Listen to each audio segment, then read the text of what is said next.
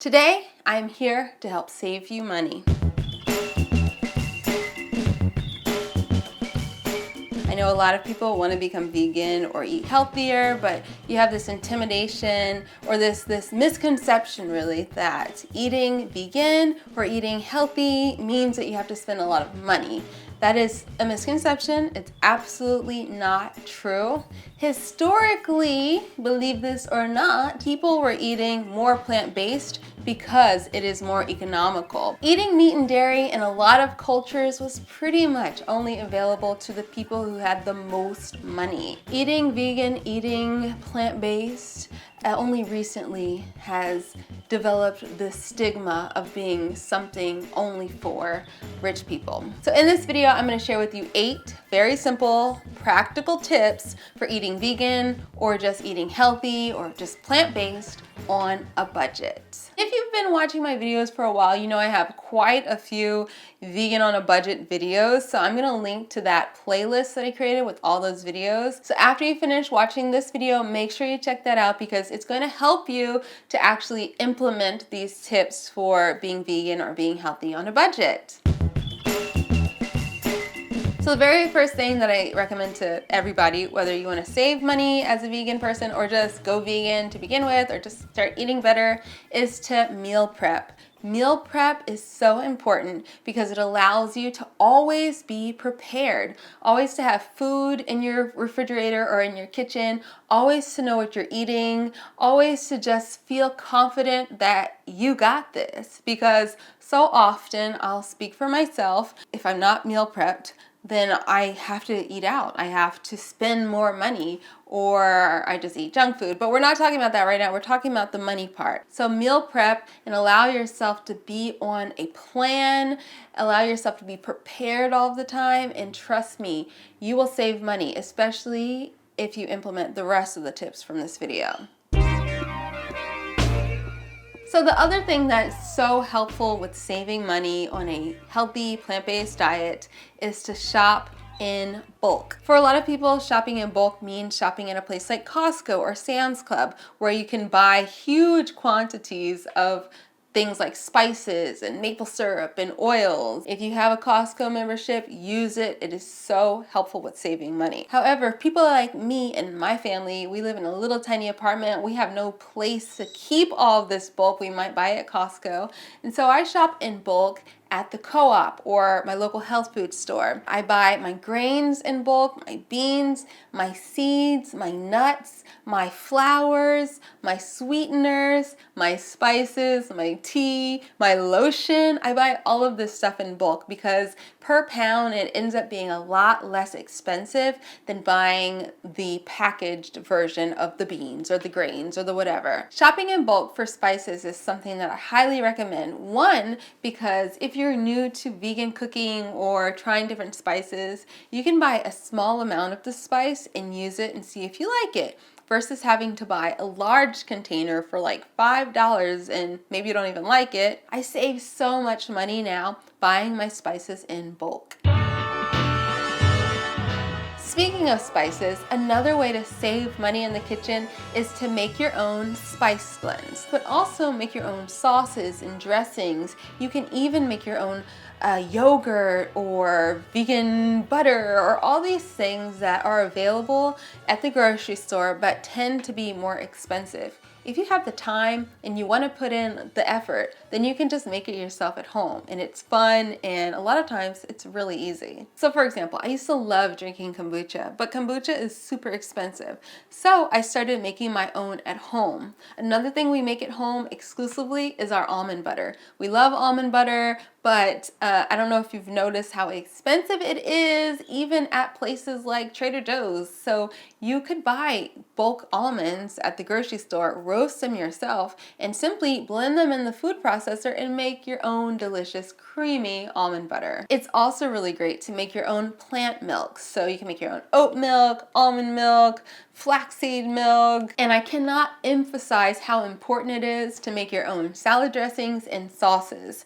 Those things really get expensive when you buy them pre-made at the grocery store. And yeah, it's fun to buy them at the grocery store. There's so many different new things to try, specialty products and sauces and such.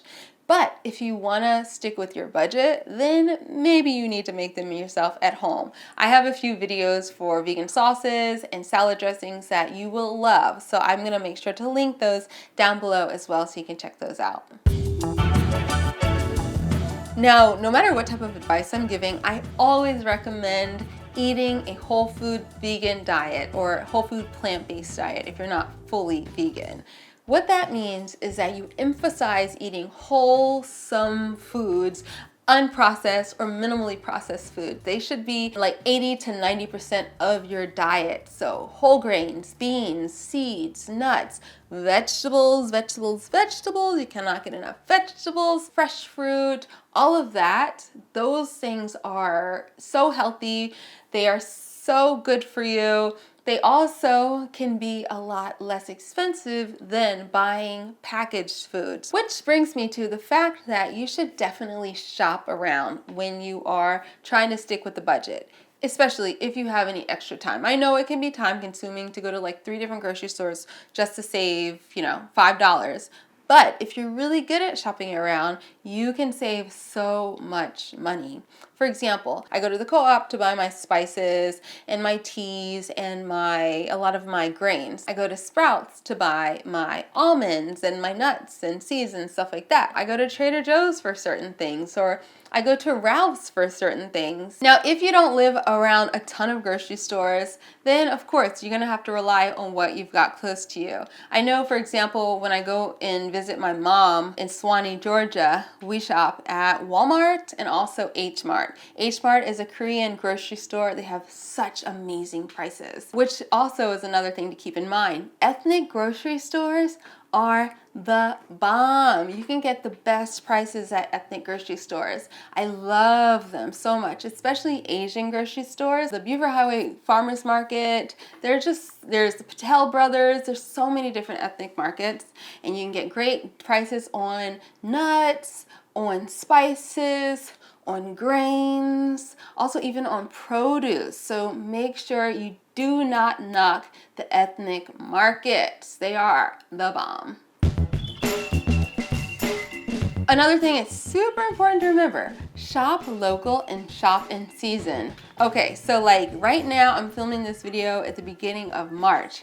I am not going to try to buy watermelon. Do you know how expensive watermelon is going to be right now? It's not in season, it's not being grown locally, so I'm not going to eat it right now.